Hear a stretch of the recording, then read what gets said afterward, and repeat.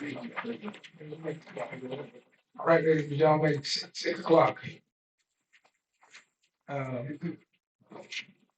This is the first town hall we've had since 2023.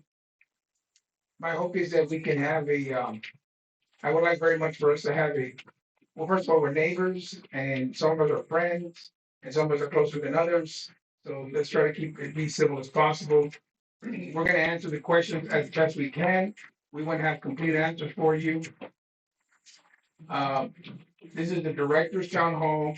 Ms. Shar is here to clarify what we might not know at this second, or try to get the information to complete the answer tomorrow, hopefully. Hopefully not, we can get all the answers out today. Danny, come on up. There's seats up front. Ron, there's seats up front, come on down. Anyway, let's all do our best, that's all we can do. Thank you. First question First person on the list. Oh, okay, I'm sorry, the email, okay. Email, Ms. Huey sent some questions in regarding, lots, collection, staff, and Ms. Shar will clarify.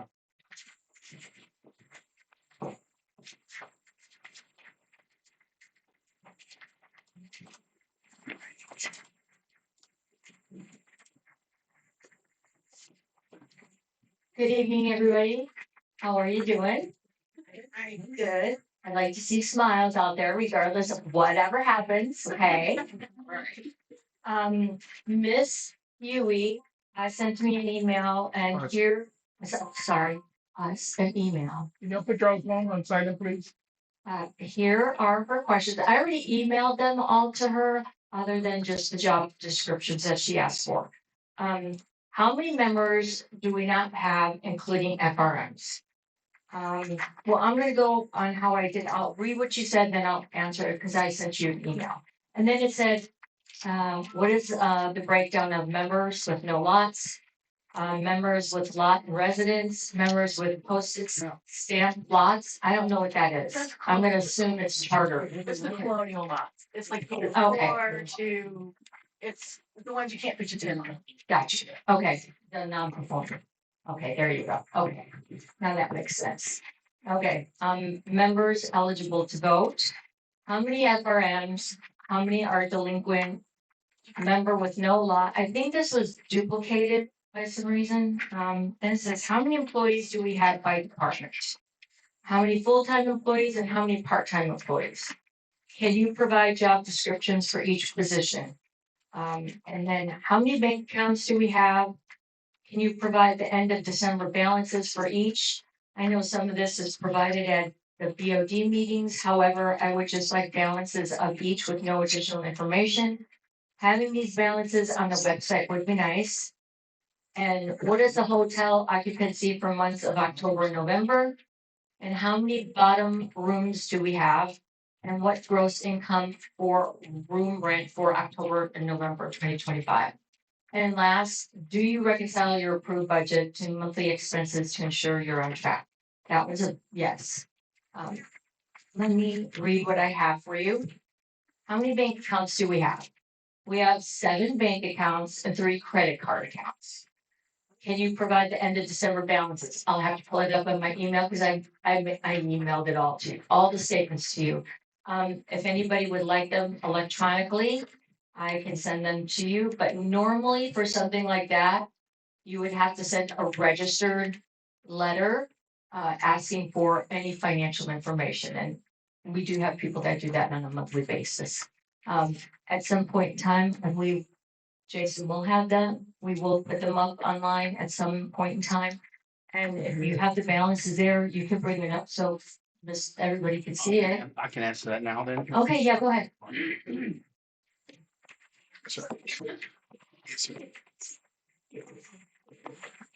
So at the end of December, this is total balances of all the accounts is 440. This is the operational accounts, not the restricted funds. The total monthly balance at the end of December is 440 $40,772. This is the Bank and Trust General. It had $30,559. The Texas Community Credit Card, it's not a credit card, it's where the credit cards used to be paid. We're going to close that as soon as we get the hotel deposit in there. It had $16,455. And most of our money is sitting in our Fidelity account earning interest. And the ending balance there was $390,360. In the restricted accounts, we had at the end of December, 99,877. And the preservation account, 40,756.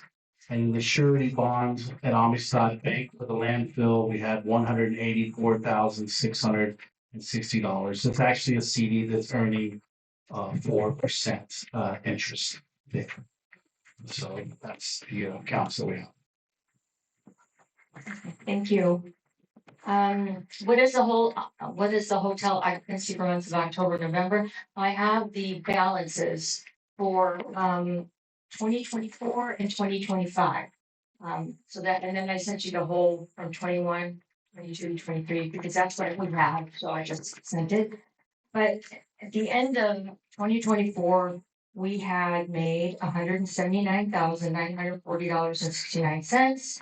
At the end of 2025, we made $182,127.85. Now that's with our upstairs motel rooms being closed since April. So we did really good, but we could have done better. We had, missed opportunities. But if we were to compare, we didn't lose money, but we did miss a lot of missed opportunities from income we could have got, but we have to get the hotel fixed, we have to have the repairs done, and it has to be safe. And with that said, let me see, how many bottom rooms do we have? We have 17. And then the upstairs has 18. What gross income per room was for, which I just said, what's gross income? Do you reconcile your pre-budget? Yes. How many members do we not have, including FRM? That was kind of a weird question for me because I didn't know if you wanted, I have this breakdown. Members with no lots, 257, which is charter and FRMs. Members with lot residence is 853.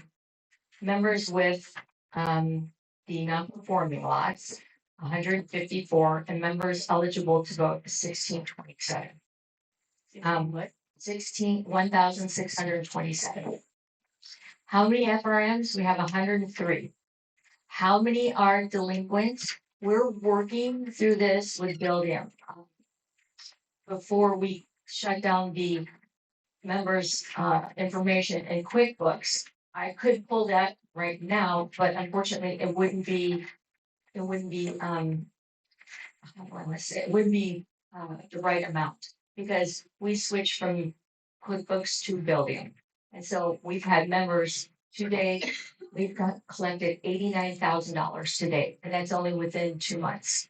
So when I can get the report on Building, then I can give everybody that information on how many members are delinquent, but we've collected from 190 members right at this moment.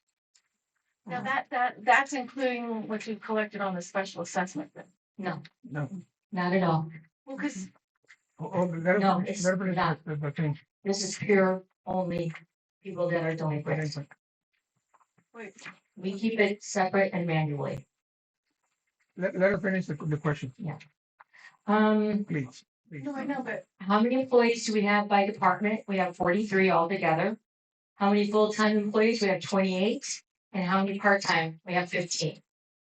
Can I provide job descriptions? Yes, I will email them. If anybody else would like job descriptions, we'll put them up on our website so that way you can pull them down. I believe that was everything, Emma. Okay. so on that question, what did you say about the non-performing? What was the question on there? Like, you said there's 100 and how many for? Well, I thought it was charter, so I had 154. She said that's what's current. She was asking who's current. How many What charter happened? memberships? She asked how many members there were total. And if you're talking about the non-performing lots, that number could be the number of people that we bill. But those 1,600 that we don't bill, that still own the lots that we haven't billed for decades, that would increase the number by like 1,600. Because last year we sent out like 3,000 ballots instead of the normal amount because of all those non-performing lots that are still owned by people. Right, that, well, the inactive account is the tax office ones and the ones that haven't been, that the tax office still has them, but they stopped paying us. You can't put your chin on. That's the only thing that's in inactive. There's like 1,600 that was turned off in the black system like 20 years ago or more. They're only, yeah, they're not in any performing.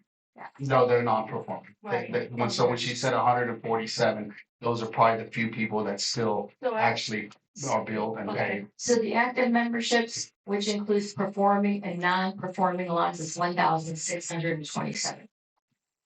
But that doesn't include all the ones that were marked as inactive. Right. Because we have more like 1,600 lots in the developed areas and maybe a few that are paying. But there's that extra 1,600 that we had to send out ballots for due to the law of them still owning property inside. In Buildium, there's like over 6,000 lots, like that are tracked in there. But several thousand of them are owned by the fort. Right. And people be getting them back all the time. And but there's still some that we would like to reclaim ultimately and vacate the plats on those some distant time in the future because it will be a major project. Kathy, one questions. All right, Ms. Warren submitted some, Kathy Warren, who's here, submitted some questions to us via email. And I think she wanted clarification more than what they are questions. What the first one is? Question for the BOD.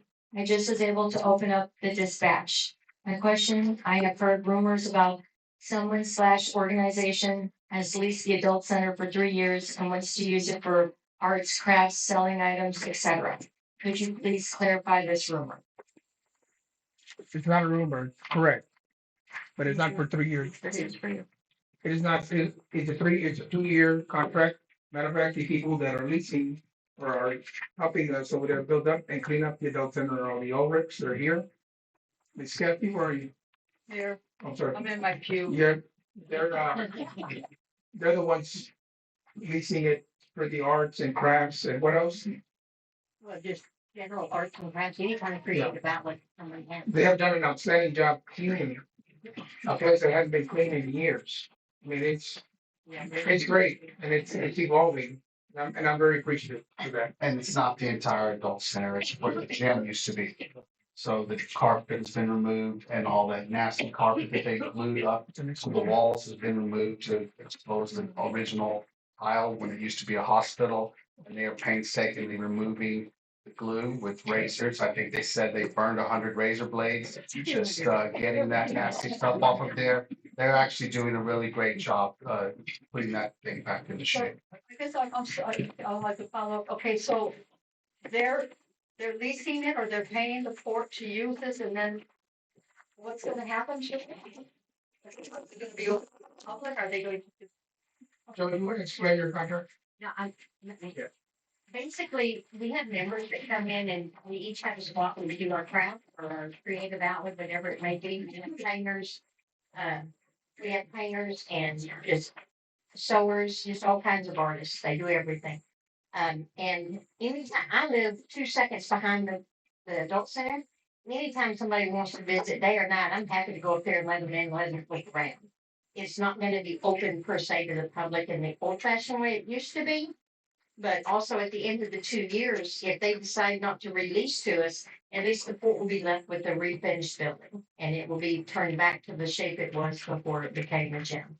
Are you going to have the ceramic shop? The ceramic shops is gonna stay where it's at. The reason why the rest of us are moving to the old gym is because Helen would really like to have classes, and so does Miss Judy. She wants to do quilting classes. I want to do classes for children. So we're gonna use our old space for a classroom so that all of us can use it to do classes there.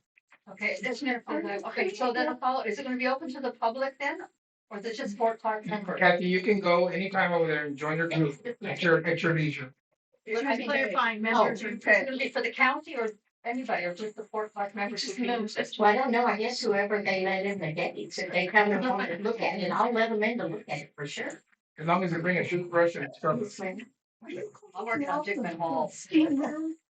Well, we haven't discussed it yet. We are going to clean it up because it's very dusty and very dirty. And, but yeah, we're gonna talk later about whether it should go to the new fitness center. Right, we have to look at it. We don't know if it's in good shape, good working shape or anything like that. But what I would suggest to people is all the volunteers that do stuff. I really think that if you're interested, you should go and really look. I went over there. I was absolutely amazed at how amazing it looked, because it looked, when I first got here almost 2 years ago, it looked like an apocalypse.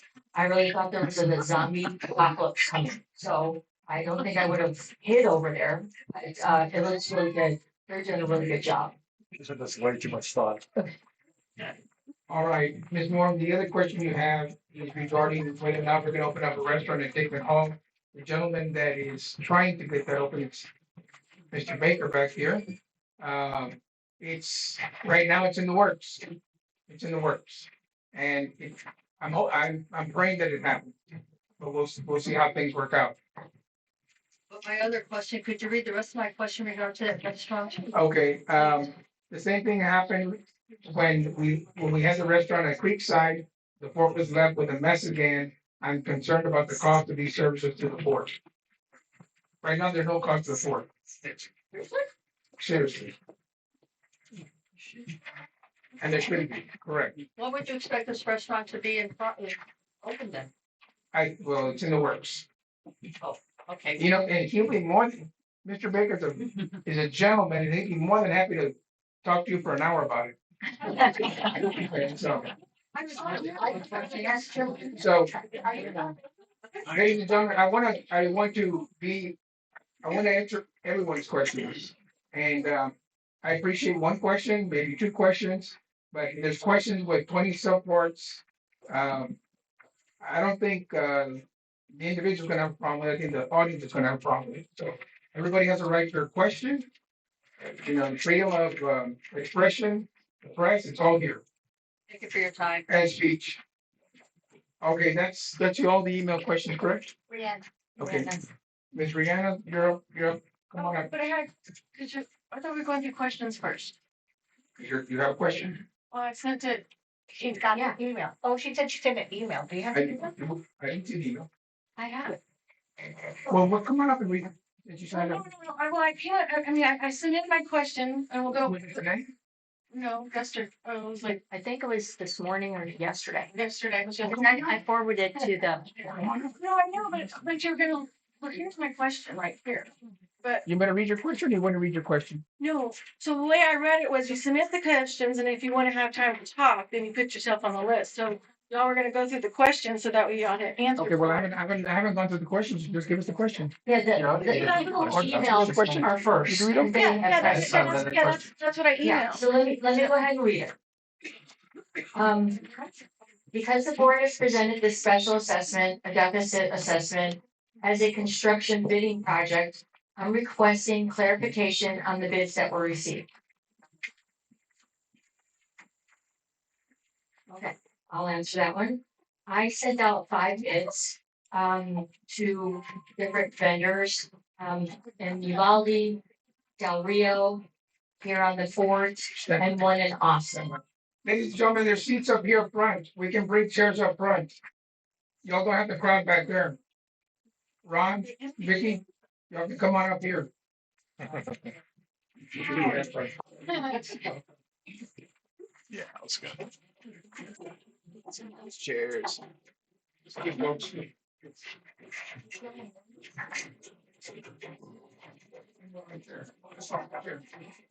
There's a soft one right there. No, it's Broken. broken. Oh, great. Broken. It's really.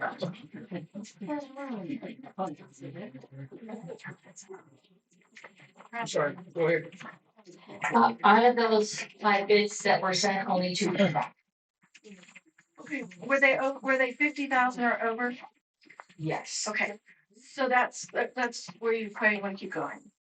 Okay, so what were the bid amounts? Well, that's okay if you don't, but just keep going. If any bid exceeds 50,000, are the board and the board members aware of Texas Property Code 209.0052, which requires a formal bidding policy for projects over that amount? This policy must be filed with the county and distributed to all homeowners. Was that done? I mean, to my knowledge, we don't have a policy. Have we ever bought something more than 50 grand in the history of this place? No, reread that question. If any bids exceeded 50,000, are the board and the board aware of Texas Property Code 209.0052, which requires a formal bidding policy for projects over that amount? This policy must be filed with the county and distributed to all homeowners. It was passed in 2001, 2021. So since y'all didn't quite use, you're allowed to do a special assessment, but a special assessment is a deficit. So basically, and the last time we did one was in 2016, it was actually 2020. It was for $35 because our declarations are incorrect because they only talk about the restrictive part. They only talk about the mud portion. So we needed help. So the deficit was the taxes.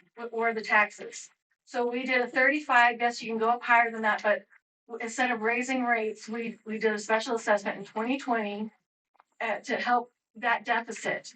But after kind of going and listening to y'all's board meeting, it sounds like you're trying to use this special assessment as kind of a piggy bank in case we're in trouble.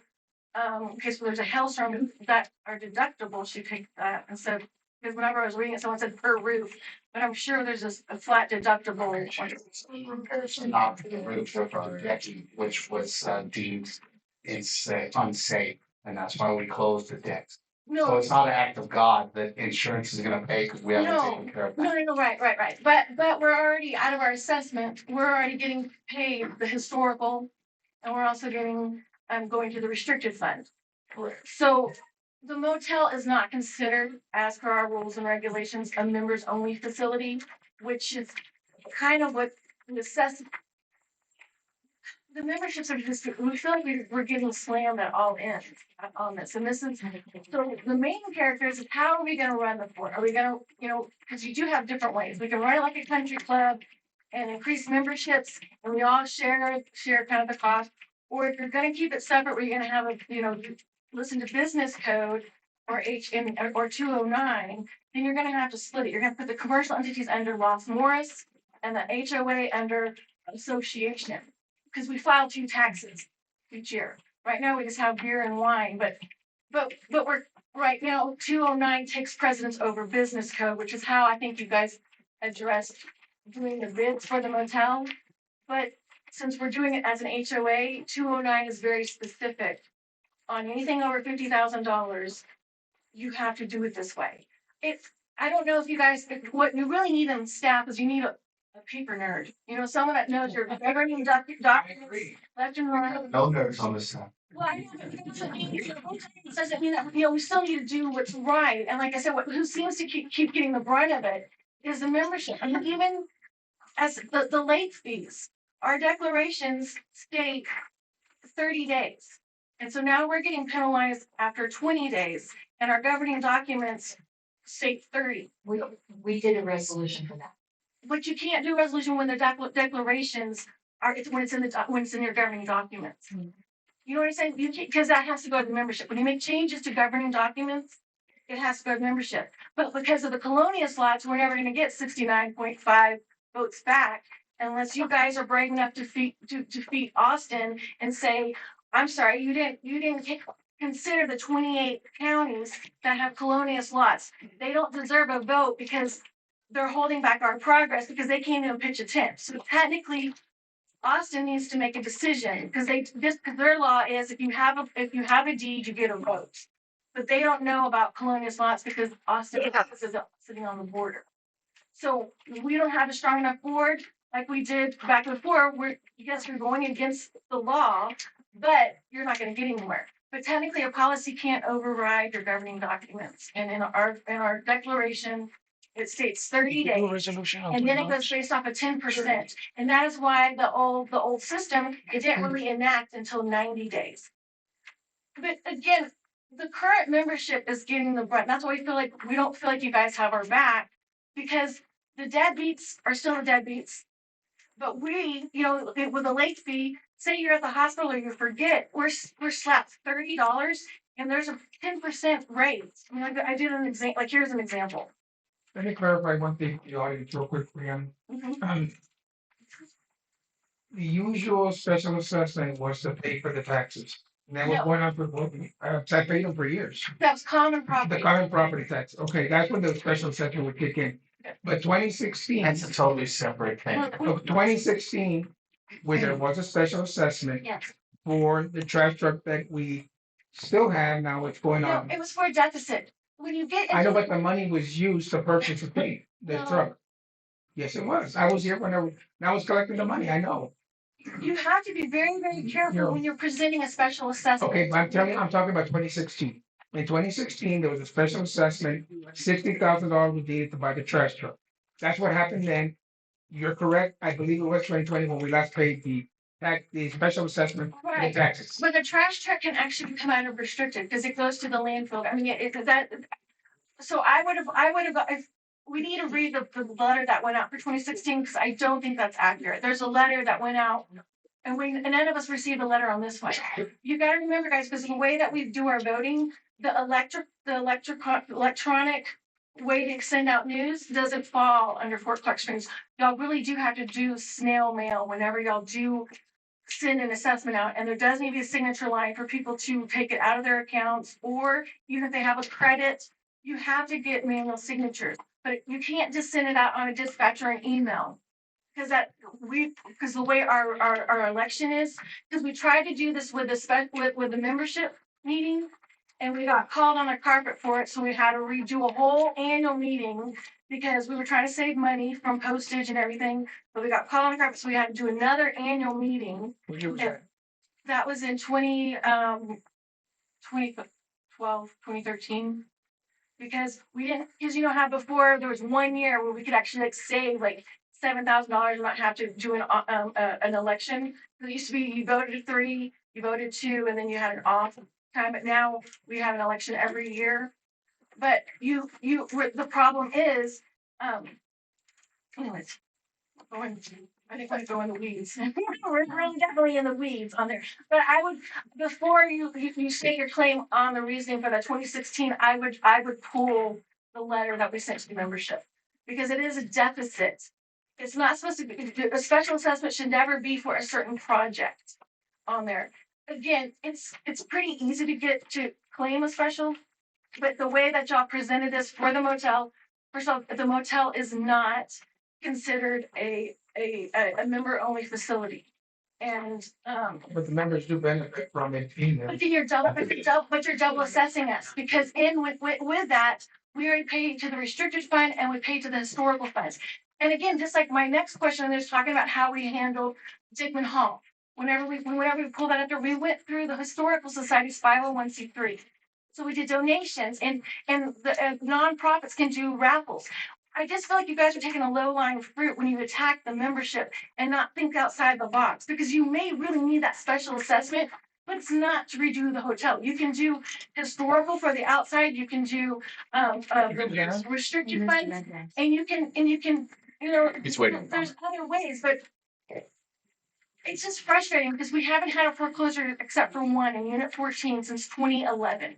So it's really, really, really frustrating when we just keep, we're doing what we're supposed to be doing, but it doesn't seem like the only winners here are the dead, and there's plenty of them. And I just want you guys to I want us to feel like we're part of a country club or we're first class on something, but we're just taking advantage of it. So that's how I feel. Well, I think it's a little, I understand what you're saying, Rihanna, but then we're taking advantage of Jason because he has 12 lots.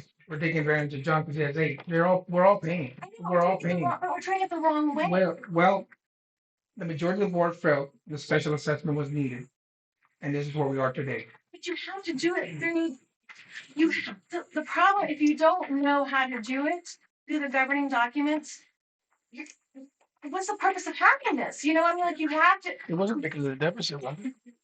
No, Yeah, that's basically, not it's for a deficit. It was framed a That's bit not- too heavily towards the motel, but we have been operating in a deficit for years. Every year on year, we've been running in a deficit. So, and to address your question about people paying for that, we are very much making sure that people are not being applied their payments into the special assessment. So, you know, how many tasks can you get in a day that say, make sure this special assessment is not applied correctly? How many to the system that I set up? How many? 50. Okay, so, So well, and you, I thank you for emailing me back. So I keep 1 month credit. I used to pay for the year, but I'm not giving the fort a free loan to use my money. So now with this late fee policy that I'm telling you is not correct.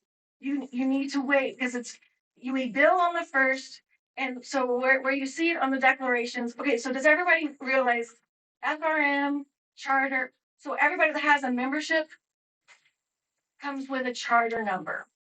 So do you understand? Like, so everybody kind of is already a charter. It's what it starts with. If you go back to the original deeds, it'll be like D-4230. It's 4 numbers. So that means we are all charter members. So right here in your declaration, it says for family recreation members, charter members, any assessment not paid within 30 days after the due date will be deemed in default and will bear interest from the due date at a rate of 10% annum. So, let's go to AI. So, so you put this in. It says, you put in the little code and it says, for an example, 5635 payable on the first, not paid within 30 days after the due date will be deemed default. Okay, so based on the terms provided here above, at 56, so your due date's say January 1st. It's 5635. Grace period is 30 days. Your default date is February 1st. The interest rate's 10% annual. So if it's not made by January 31st, it's deemed in default on January 1st. The 10% interest begins to accrue from the original due date. So the calculation example is so it's $5 and 5.635 per year. Determine the daily interest factor is like 0.0154. We're calculating 59. So that says, so say that you paid it on March 1st, your interest is only 91 cents, but you guys are taking $30 a membership on the 21st. Another reason why this is really hard is say that you go to you sell your property and the closing date's the 19th. Well, you tell the fort, I don't want the title company to take my money out, and I don't want the fort to take it out because the title company has to take it out. So they won't be double charged. But say that they mail a check in, well, now it's the 20, say she doesn't come until the 21st.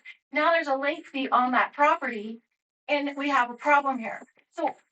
So the late fee policy, it's not correct. And again, I know years and years ago we did that, but right now, since we've been feeling so much pressure on the membership, I'm now pulling out every document and like looking at a fine tooth comb because you guys are out. People aren't gonna be able to afford the forts anymore. It's so. I'm just saying the late fee is not accurate. I'm sorry, I'm looking at the thing, it says charters and FRMs, not regular assessments. Okay, a charter goes, so a charter, at least you know this, so whenever a lot, you do membership. So if you pull the original deed from your lot from back in the day, it'll say membership number, which is like a -1, and then it says charter member number, and it'll say like a D dash, and there's 4 numbers under it. That's your charter number. Every lot, every FRM has a charter attached to a lot that's sellable. So I mean, the buildings don't have charters, but it's the sellable one. So we all have a charter. So our late fee has to go by our declarations unless we send it out and by the majority of the vote, but we won't get that vote in if we're including the non-conforming lot because we do not get. They don't vote. Who's going to spend 75 cents when they can't even get to find their lot for a stamp? Well, but you aren't looking at the fact, we don't even have it, the definition isn't even in the declaration for a charter. Yes, yeah, it's right. Is it in the beginning, the definition? Yes, like yes, a charter, right? There's two churches. Talks about charter. Can we, Again, when you pull the actual deed, it'll say each original deed from Fort Clark Springs from North American towns. You have your membership number and you have your charter number. And it goes Yeah. together. the issue with, I think you have a point. So right now we're stuck, we're with the issue of the late fee. What was the other question? Or that was it? It's the paper right there. Oh, The charter Thank you. is defined as those having association or having an association number without corresponding ownership of a lot. Without a lot. I'm telling you, you pull your deed right there. Okay. Pull your deed. It's every when you go back to the I think Aaron wanted to say something. I believe he can unmute himself, yeah. Aaron, are you there? Director McGee is dragging and talking. I'm here, but I don't know that it's, you're gonna be able to hear me. we can hear you. So well. We can hear you're good. Okay. I wasn't trying to talk though. Is there a question? Okay, we got your. Never mind, never mind. It's an expression. Can't hear you. Next question is, Additionally, sorry. Additionally, why were alternative funding options? You'll have to explain that a little bit, maybe, such as pursuing historic motel renovations not discussed or explored, particularly given that the fort successfully handled the Dickman Hall bar renovation through the Historical Society 501c3. That approach allowed for tax deductible donations, raffles, and fundraising efforts. Shifting this financial burden entirely on to homeowners, especially those who do not use this building, while making no apparent effort to generate additional revenue through expanded memberships is both disappointing and concerning. This approach seems inconsistent with the responsibilities of an elected board acting as fiduciaries for its members.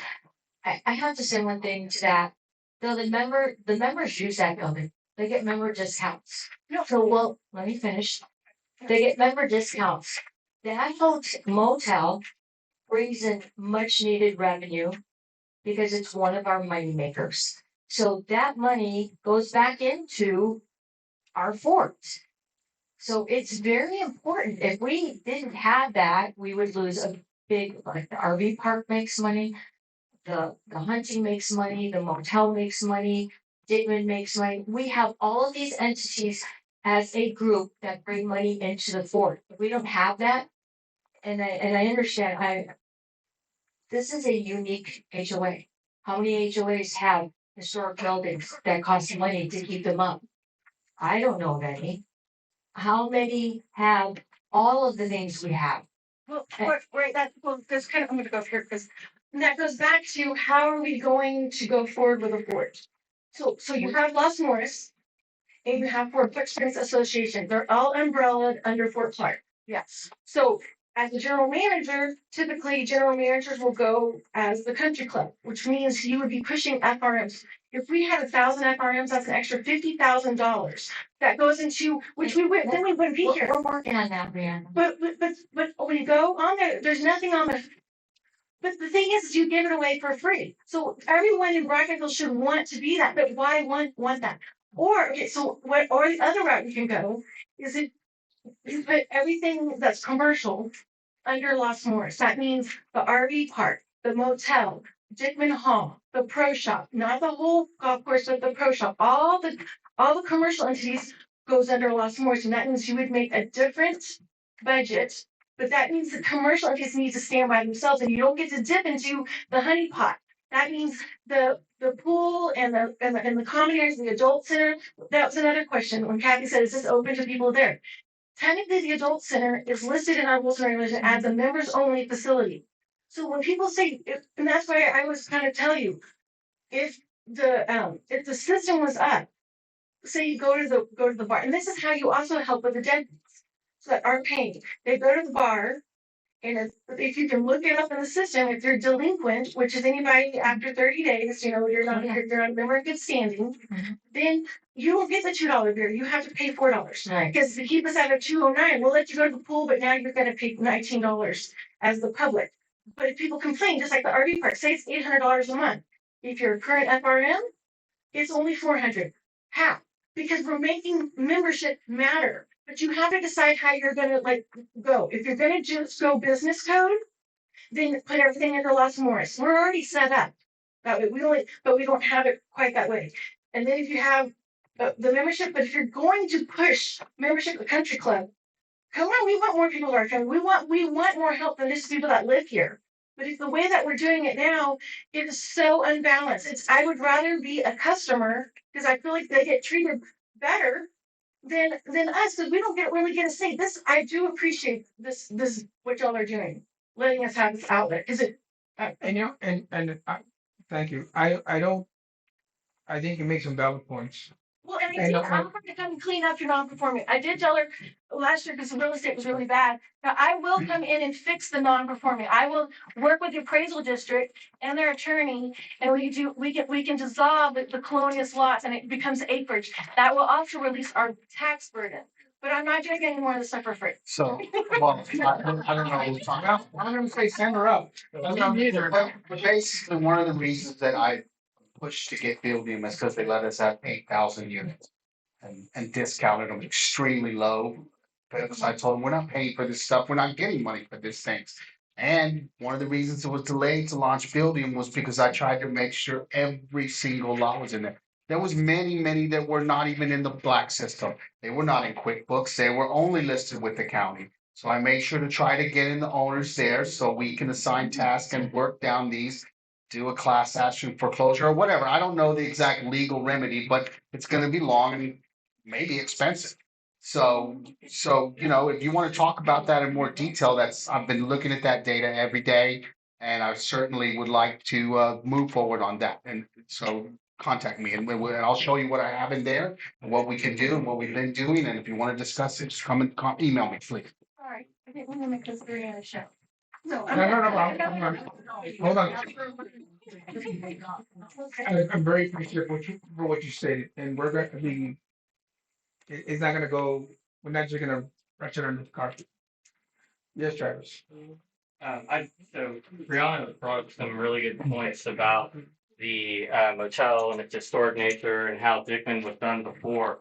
So I brought this up several times, and so I just want to get a commitment from either the board or Charlena that we have a project set up right now on a contributing property, the motel, and we put out bids and we'll address whatever she asked about that, and I'm sure move forward. While I was working through the financials, I noticed that we do have a franchise tax bill. Okay. And because the motel is a contributing property to the historic district, it is not a plaqued building, but it is a contributing property listed in the original historic district allocation. When you do a project and you turn that project into the state of Texas, you are given a 25% discount on the price of the project. So for round numbers, if the project was $100,000 and you submit your project to the state, you will then be given a franchise tax credit of up to 25%. So that's $25,000 against your franchise tax that we pay each year.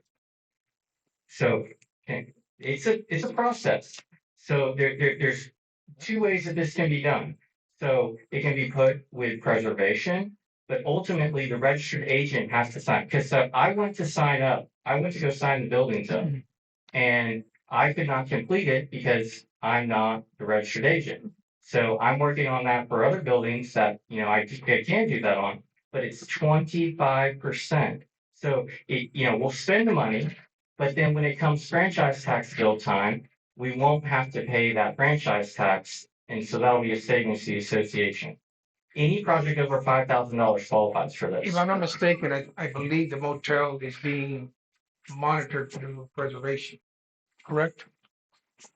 They And are, then just. The preservation just as the outside, but I mean, Yeah, that's another outlet to help. yes. But he's talking about the historical, there's a. Right, there's a historical tax credit through the state.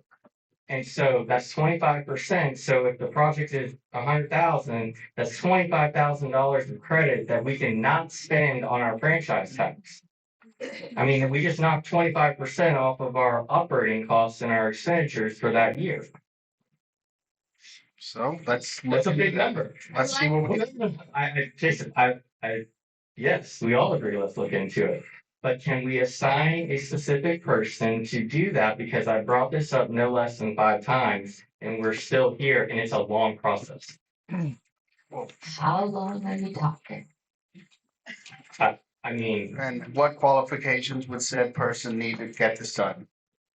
We have, the like, internet.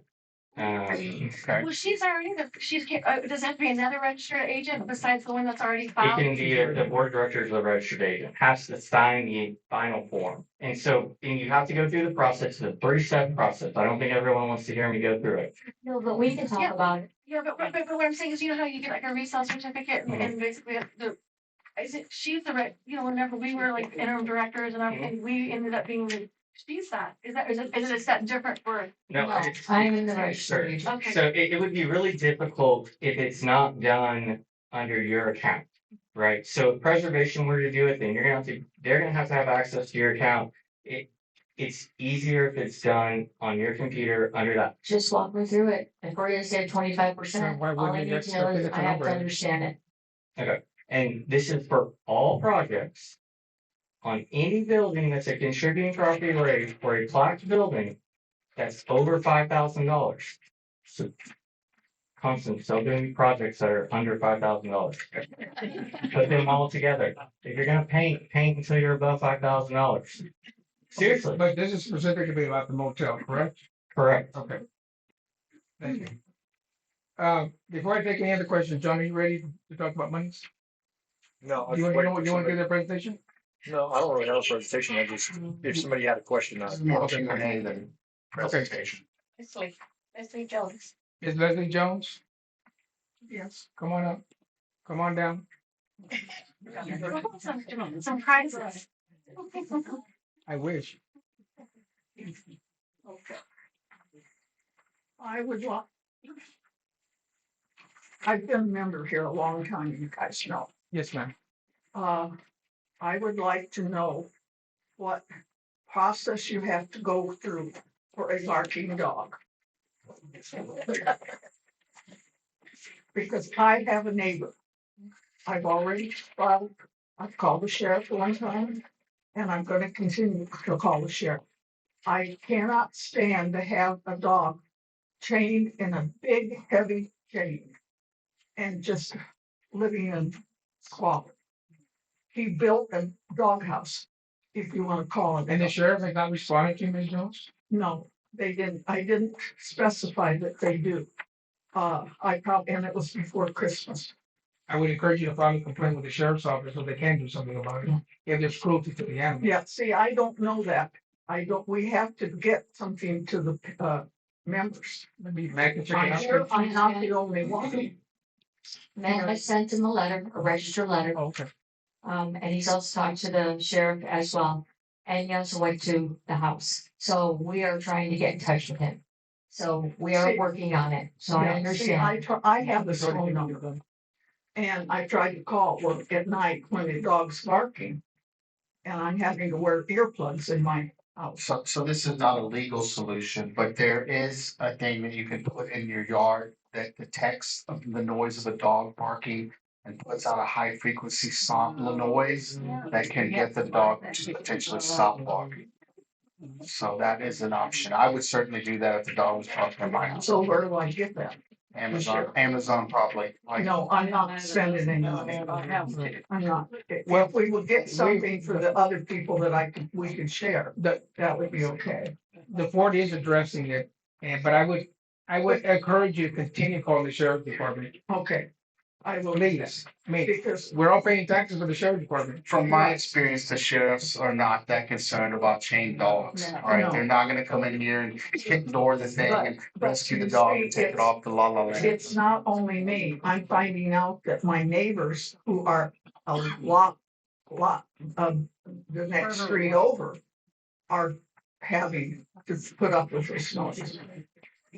Have they complained or you don't know? Yes, Okay. one of them has, and Okay. another one I know is doing it, and it upsets me because I have a cat. But why do I have to wear earplugs in my house? Absolutely, Jones. And I'm hoping that we can help you. Yeah, I desperately want to help you. okay. Thank you very much. Yes, ma'am. Who's else on the list? Lisa Bale. Ms. Vale?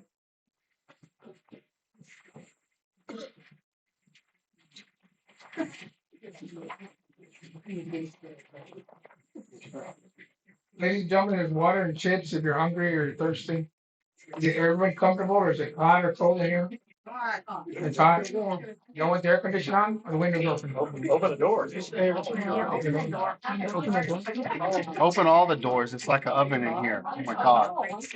Well, now you just maybe want to keep them shut. Come on, we're supposed to try to get along here. All right, good. Go ahead, I'm sorry. Oh, Lisa. Travis, leave the door open, please. Leave it open. Go ahead, Lisa. Okay. Mine is more, I just want to express my concerns. I don't We have a speaker. a question, but mainly my concerns. I want to express my deep concerns where the association stands 10 months into this board's term. I've struggled with to say because there are many problems right now. I could talk about violation of code of ethics. I could talk about individual board members directing the general manager outside of board authority. I could talk about the board failing to police its own, but I want to focus on the foundation because when the foundation is broken, everything else fails. This association rests on two core foundations, our finances and our employees. Our finances tell us what we have, where it is, how it's been spent, where it needs to go, and how it's tracked. Our employees, including the general manager, are responsible for managing those systems and carrying out the board's direction. When either of those foundations are undermined, the entire association is at risk. Both of those foundations have been undermined. 7 months in, and we don't have a single profit and loss statement. Restricted and operating funds have been commingled. Accounts have not been reconciled. We do not have reliable accounts receivable aging reports. Because of this, the association cannot properly pursue long-term delinquencies or foreclosures. Attorneys cannot act without accurate reconciled ledgers. This is not a minor issue. This is a fundamental. This is fundamental to the operating responsibility. And yet here we are. This did not happen by accident. A few months into this board's term, the decision was made to terminate our accounting and systems support without fully understanding our systems or having a transition plan. This was done against the wishes of the general manager and despite concerns raised by employees. This support existed specifically to provide continuity, institutional knowledge, and system integrity. And we're simply let go with no backup, no transition, no replacement. At the same time, the board allowed the treasurer, who does not have an accounting background, to basically assume operational control over a large portion of our financial processes without appropriate oversight. While the general manager should provide oversight, her authority has been repeatedly undermined. She has been micromanaged, second-guessed, and publicly disparaged. Excuse me, I don't like public speaking. That behavior has consequences. It has damaged morale. It has exposed this association to serious legal risk, including a hostile work environment and potentially wrongful termination if action is taken against her. Once that line is crossed, it doesn't stop at the board level. Members now feel entitled to confront staff and treat employees and the GM disrespectfully. This is not leadership and it is not accountability. Now we are facing an audit that may not be completed, and if it is completed, there is no confidence in what it will show. A special assessment has been imposed, while the board still cannot clearly account for the association's finances. Now paying members are being asked to carry the burden. You do not know how much money exists in the restricted fund. You do not have reconciled financials, and yet you are asking the membership to trust you. At the same time, the board has overstepped its authority, directing hiring decisions, interfering with operational processes, and shifting responsibilities that belong to the general manager. The GM has one boss, and that's the board acting collectively. She doesn't have or should not have individual board members directing her, overruling her, or undermining her authority. I also want to address the membership. Many of you were vocal in criticizing the previous board despite receiving regular financial reports. Now, 7 months without a P&L, you have remained silent. Some have gone further, entering the office, questioning employees, asking inappropriate questions, and berating the general manager. That behavior is unacceptable and damaging. We were moving forward less than a year ago. We had a good foundational start. Today, we are moving backward. Cleaning up the financial damage will take time and money. Repairing trust, morale, leadership, credibility will take longer. And this is where I want to be clear. None of this is perfect. We will never have perfect employees. We'll never have a perfect general manager. I'm not perfect. None of us are. But leadership is not about perfection. It's about responsibility. It's about protecting the people who are doing the work, especially when they are trying to fix the problems they did not create. It's about mentoring, encouraging, and offering service and help, not constant criticism and judgment. Right now, too many people who care deeply about the association are being worn down instead of supported. If I were in their position, I would question why I should stay. This is not about personality. This is not about ego. And it's not about being right. It's about doing the right thing. I hope others will speak up. I hope this board will take responsibility for their decisions that brought us here. And I hope we can return to protecting our foundation, our finances, and our people before more damage is done. And I guess my question would be just on the tail end of that. It's just my personal opinion is why did both John and Memo, I want your reasoning why you voted against the special assessment.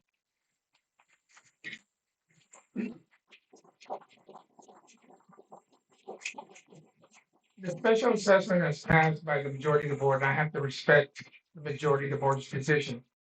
My thinking at the time, when I chose not to vote for it, was, number one, I knew we had just raised the assessment by $4, for one. Number two, I had understood that we might have enough money to cover the cost of the motel, but I wasn't clear on it. We were still gonna be short. And number three, I thought maybe we were probably gonna ask for another special assessment next year. And depending on, what the need was at the time. So it was, I flipped a quarter, then it heads, and I decided not to vote for it. That was my position, but I still respect my fellow board members, the majority decision on why the decision was made.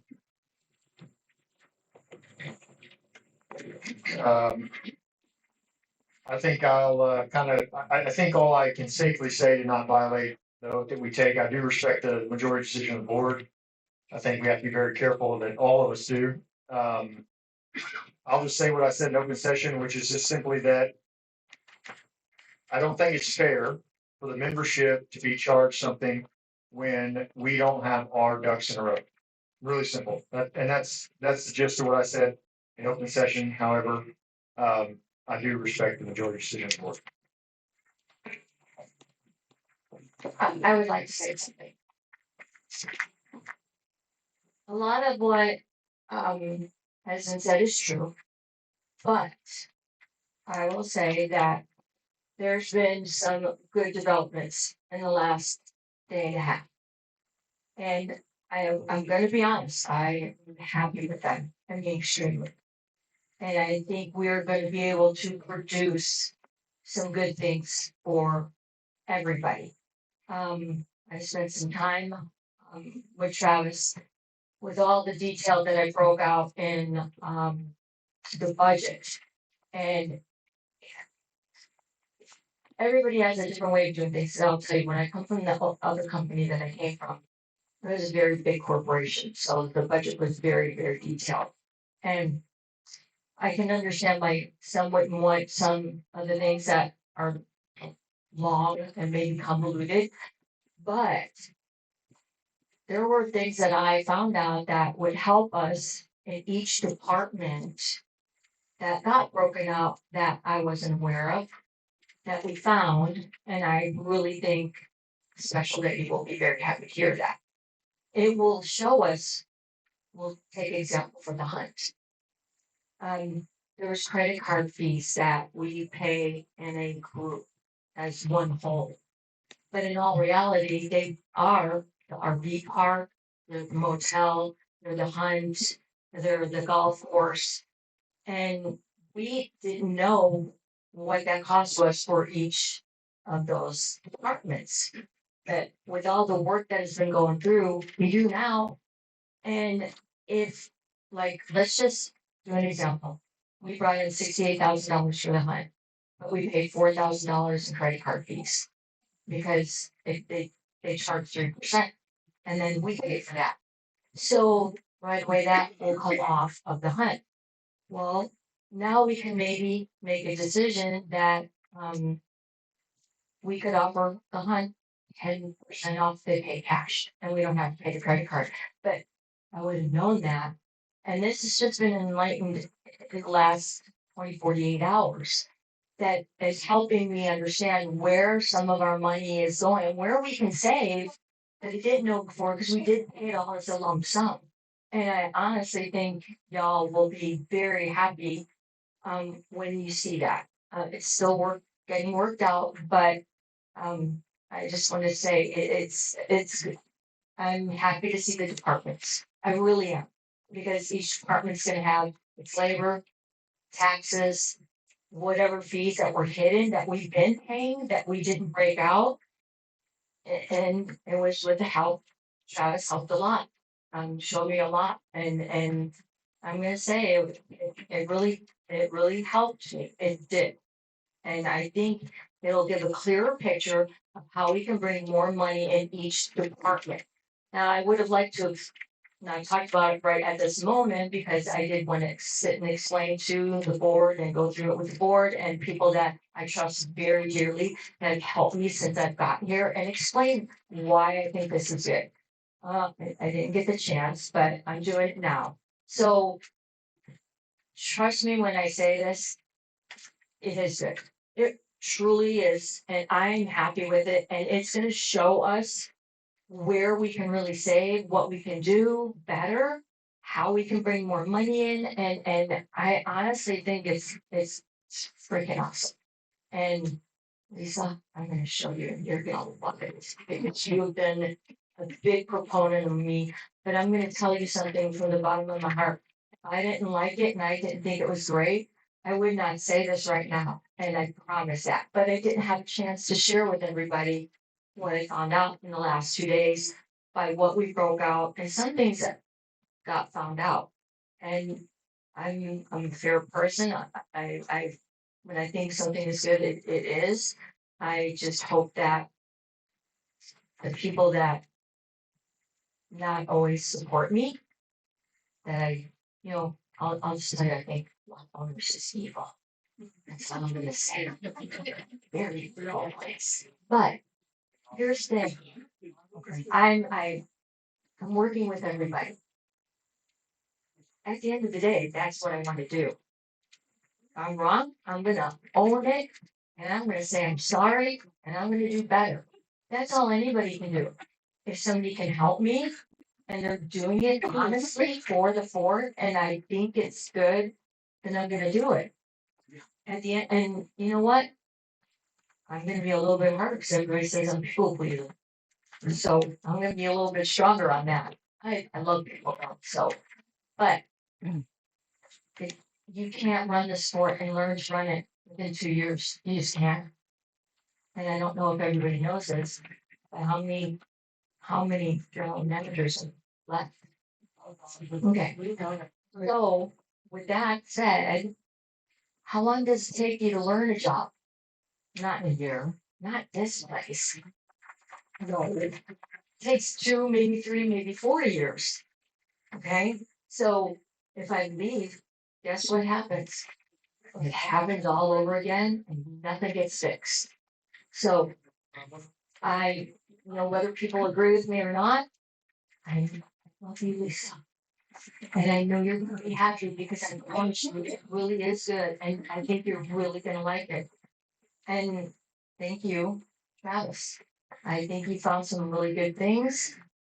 And I think it's gonna make us stronger, but we all have to work together as a team, and I think the board is really gonna be happy with it, so.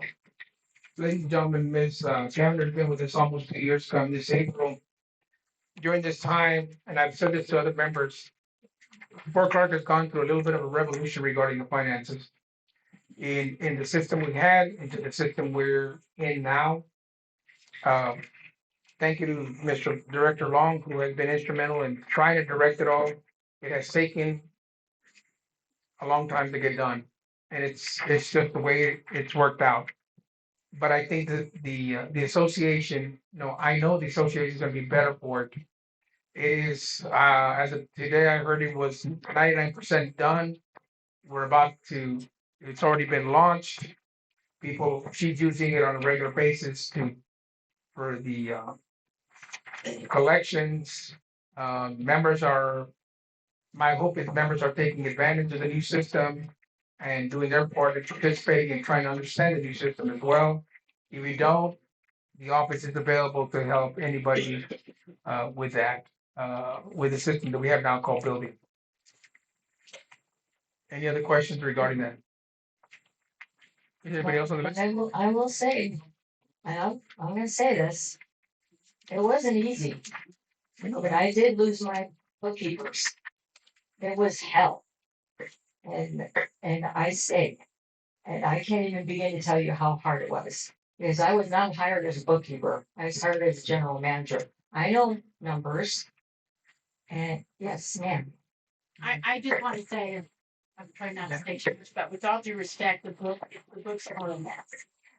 And it's a big hill to get out of it. They're not reconciled. Journal entries are not, journal entries. When's the last time you were in the books, Can I- Lisa? can Hold I on, hold on. speak? Just come on up and ask a Yeah, question. we're not gonna argue. What's our list, so why y'all asking for more money? It's already a mess. I mean, like, Exactly. throwing good money to Exactly. guys. There's journal entries not being made, things are not being captured. You don't know what's in your restricted fund. You haven't reconciled any of that. You've got restricted money in the regular fund, which is illegal. It's a mess. That part is yes. And I've seen in there, okay? So recently, and it's a mess. Can you tell me that every single person that has paid assessments in the QuickBooks that is now in building, that those match? Revenue is the same that we were collecting from before. There was no significant drop of any month of that. That's not what she Yeah, says. no, I think we need to reconcile it, and I know we're working on it, but there's some loss that I see with the assessments a little bit. You never ran them. Pulled the income statement and there's no drop in any category, FRNs, membership, non-performing membership, residential collections. There's no gap. It's about the same amount all the way from before May to after May. If you want to see the numbers, I will show you to them and you can see it, but It there's. should be exact, barring somebody not paying. Why would they be exact? Hold on, Rick. Random people pay per month or don't pay, collections are done or not. But Why- you never reconciled back to begin with. And you know it. It's done. It's not done. Do you know And it's that? a mess. Do you know that? Yeah, I do. You have some numbers?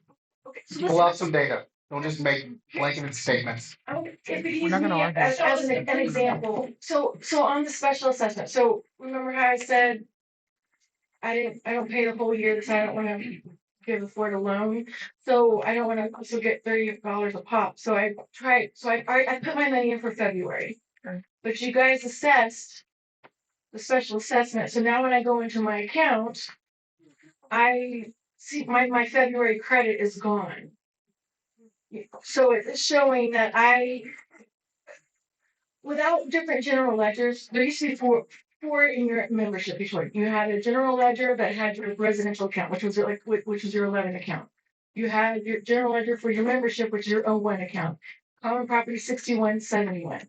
Well, this special assessment is actually 71, but since we don't have it in QuickBooks or in Building Them. Okay, I can explain that to you. Okay, so when I go into on the website, it's showing, so when it gets billed February 1st, I'm gonna be showing late because you took my No. special assessment account. Was it?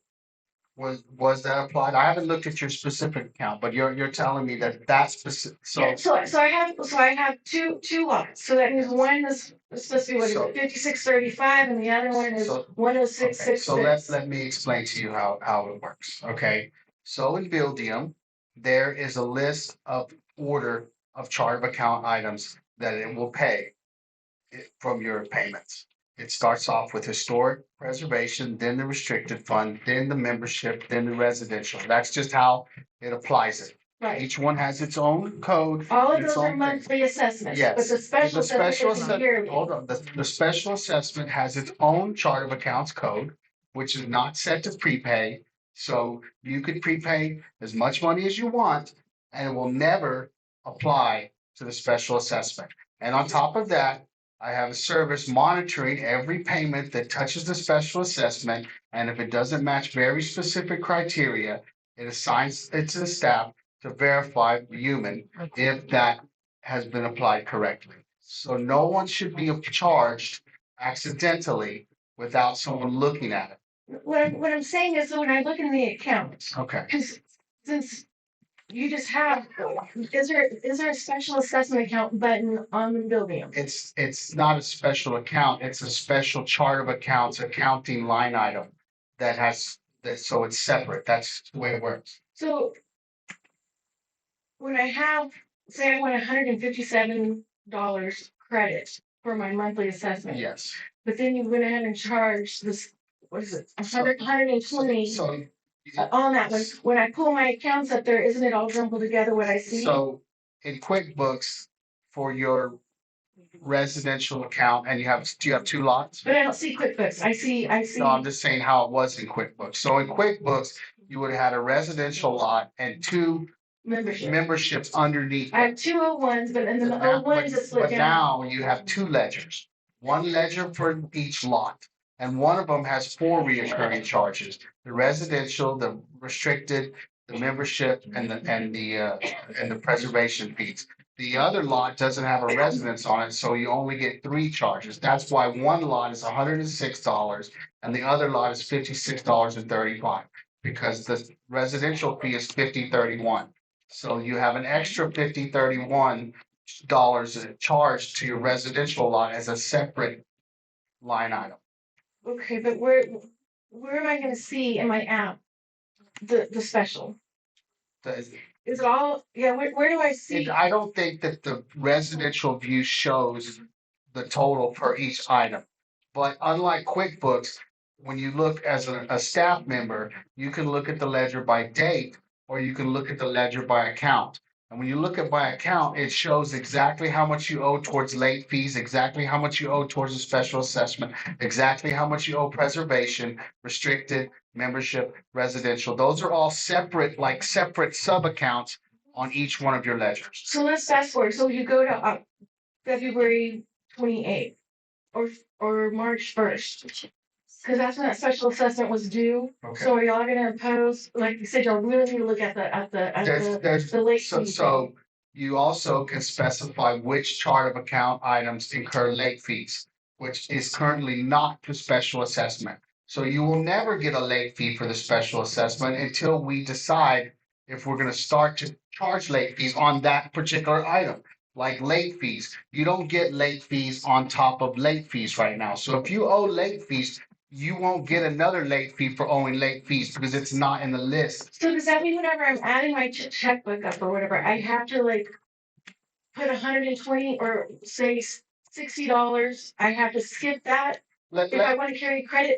Hold on, I'll explain it to you. So let's say that you paid $1,000 onto your account right now. So every month on the first, it will pay your normal assessments. Because those chart of account codes are set to pay for prepayments and set to pay for regular payment allocation. So every month, it will take your normal assessments out of your prepayment or charge your auto draft for those codes.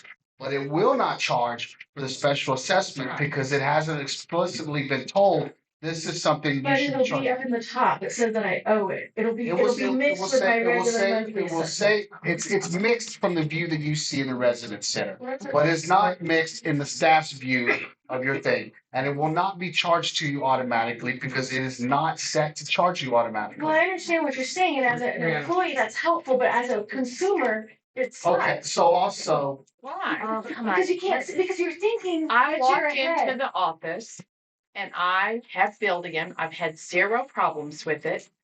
I walked into the office. They were very gracious with me. I said, let me finish. Mhm. I said, I want to pay my my special assessment, and I'd like for it to come out of my account. It took 1 minute. I knew that I paid it and it was over. It's not Do you use complicated. the app? I walked into the Well, that's what I'm office. saying. I'm trying, I use. Walk into the office if you're so confused. I got an idea. Why don't you just come to the office Monday and you and I will sit Yeah, and look at the computer and I will walk you through it. yeah. Does anybody else use the app? It showed on mine, it showed the whole. It's easy. and also today, today, If you push on it, it will break it out. But It shows you let's- that one is regular. hold on. one is Hold on a second. all right, Hold on. so just today, we enabled that the reoccurring charges post 5 days before the first. They're not due, it just puts them on the ledger as for the first. So your residential fees, your restricted fees, your historic fees, they hit on the 5 days before. So we just enabled in there, because I saw the setting, I talked to her about it. If you have an email in there, you're gonna get a 90-day statement every time 5 days before the first. You should get an email for every lot you have. So if you have 3, 4, I'm gonna get 12 emails, but each one is gonna show all the payments that were made and all the assessments that were charged on there. If that's unclear, I will send you a screenshot of your total by account, or we will make it clear to you at any time you want. You email me directly, I promise, I will answer you. You send it to my board email and I will help you understand and give you all the information you could possibly want, maybe more. Let's move on. Any other additional questions or concerns? I know y'all have them, just you can stand up and say whatever you need.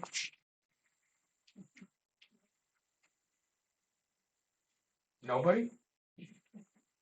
Let's go to the bar. Curtis? Those FRMs get you half price drinks according to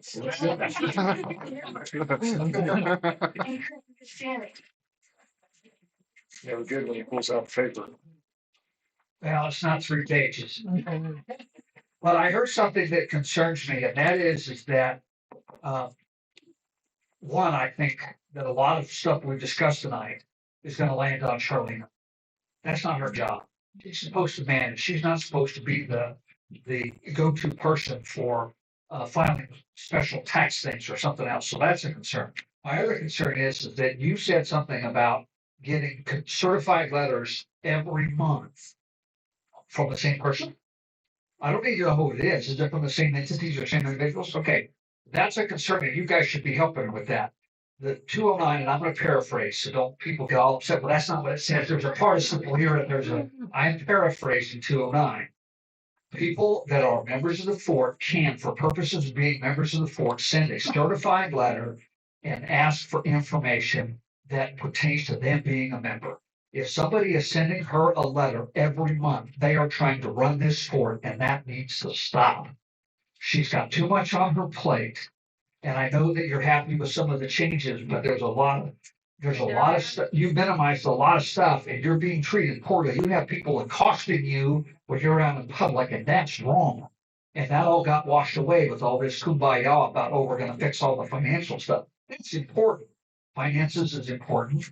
It's one of the foundations, but so is treating the people right. And I have a concern that the board is not doing enough to protect Charlene. You are giving her too much to do and not have her have other people she can go to. And this is only just stuff that you hear. So in order to help with that, she hired Lee Gilby. People are pissed off about that. So I have a concern that the board is not doing enough to protect her. Now, Well, I'm not gonna- social media is kind of garbled. you know what? It's garbled. So it is, but it's horrible, and that's why she made the comment that lot owners the lot owner's page as evil. She did not call lot owners evil. I already heard that in the back. People are concerned that you called them evil. I No, did the not. Lot Owners Association Facebook page is probably not a force for good in this organization. But anyway, that was my concern. If she's still getting a monthly certified letter asking for information, there are people who are trying to run the fort, and you don't have to approve that. The board doesn't have to authorize her to answer every single certified letter she gets. I'm pretty sure that's in 209. I may not be right, but I would ask you guys to look at that. I don't need a direct answer now. Rest assured it's being addressed. Well, that's what we keep hearing, but so far I haven't seen a whole lot of progress. So, Charlene, has it been addressed? It just recently got okay, addressed. all right, I'm glad to hear that. But I will tell you, it does say the 209, because we did ask legal. And when they ask for financials, they do have to give it to them. But not to the extent that it was being done, but it just got rectified. Okay, well, I hope that continues. Me too. Okay.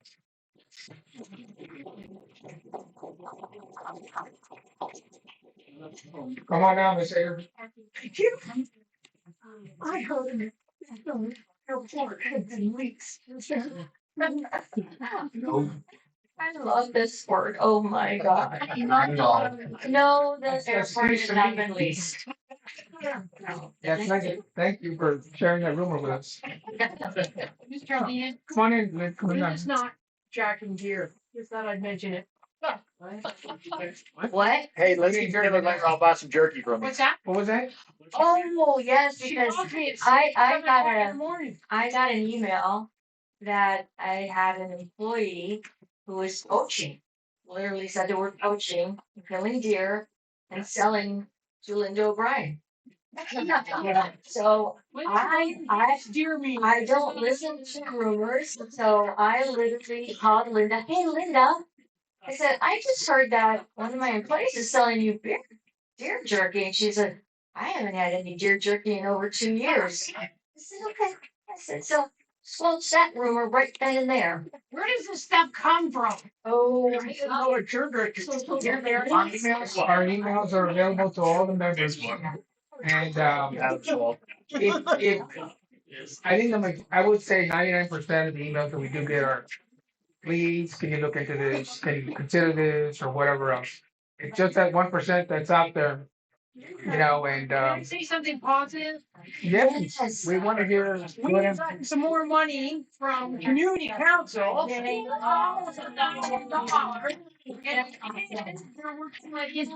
Beavers are getting the 1,500 out of GoFundMe, so we're still working at the barn.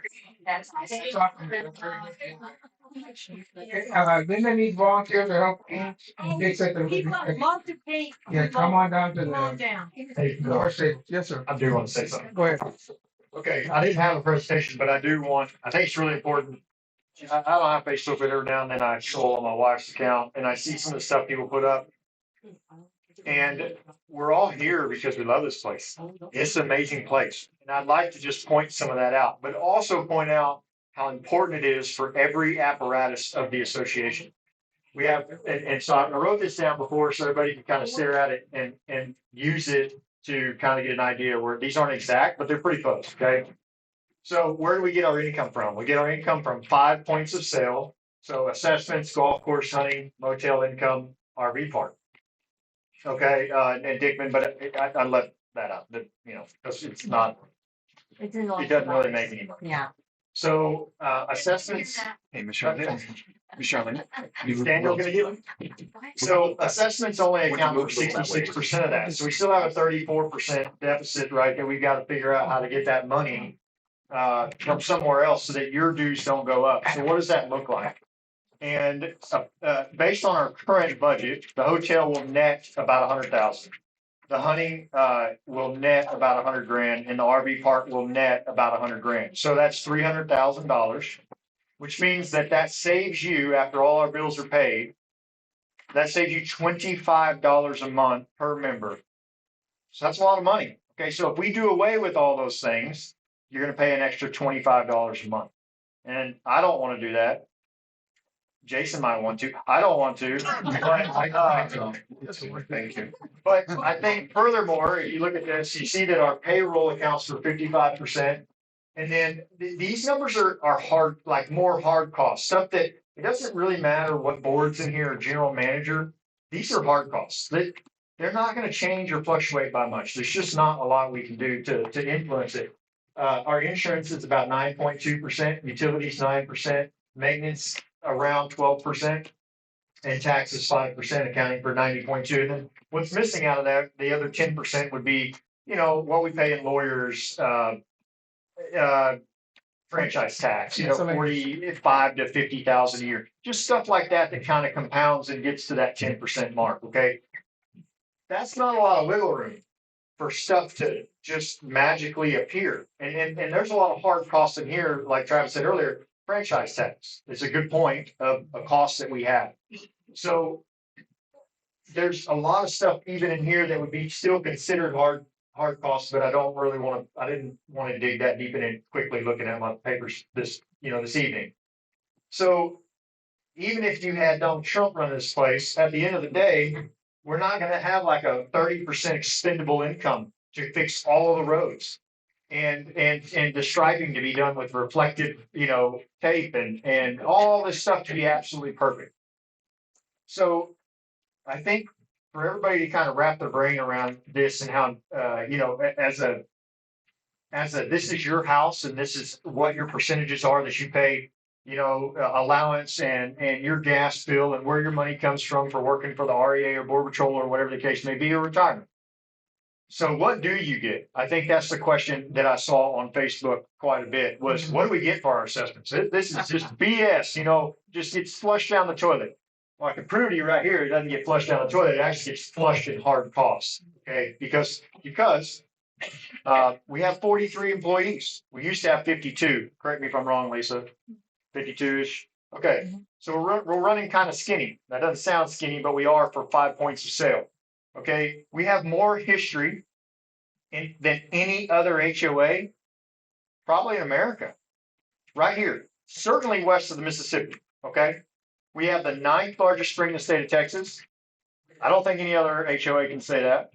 We have the 3rd largest swimming pool in an HOA. There is no other HOA that can say that because there's only 1/3. There's 1,600 acres of common property here that we all get to traverse and own equally. That's amazing. And we have a golf course, a bar, trails, camping, RV park, motel, museum, security, gym, and hunting. Stables. Pickleball, stable. I couldn't think of all of them. I literally couldn't think of all of them. What an amazing place. I mean, truly, what an amazing. We have art activities. So that's what you get for your $106 a month. Oh, we're the board of Satan. $106.66. How many of you have heard that we're the board of Satan? Someone send me an email that said, "Do you know that?" So let me go a step further. Like, no, I didn't know that. I think it's really important that I work for developers for a living. And so my wife and I dabble in it, cutting properties up and stuff as well. The way these developers work is they buy a piece of property and they sell everything off. And it's a structured deal. They know exactly how much they're going to sell them for on average. They say, this is what's going to pay for your amenity center. This is what's going to pay for your pool. This is what's going to pay for your roads. All that's allocated. And when they leave that place, it's brand new. Okay? Brand new. They've made their profit of 40, 30, 40%, whatever it is. And every building they leave behind is brand new. That means lower maintenance. That means lower cost. Most of it's probably sophisticated. So it's either animated or, a swimming pool's on a timer. It doesn't need to be cleaned every week like ours does. Okay. The grass practically probably mows itself. So at the end of the day, they have made their money and they've moved on, and then they are able to impose a very small fee for you to live in that place. We are on the other side of the spectrum because we have all these historical buildings. We have all of this land and all of the stuff that is in disrepair. And unfortunately, we live on the other side of that rainbow, but it's still a rainbow and it's a great place to live.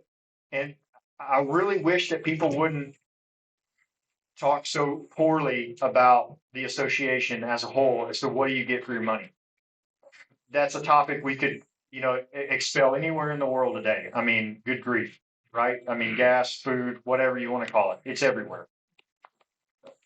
But a lot of times, you spend money on something that's not tangible.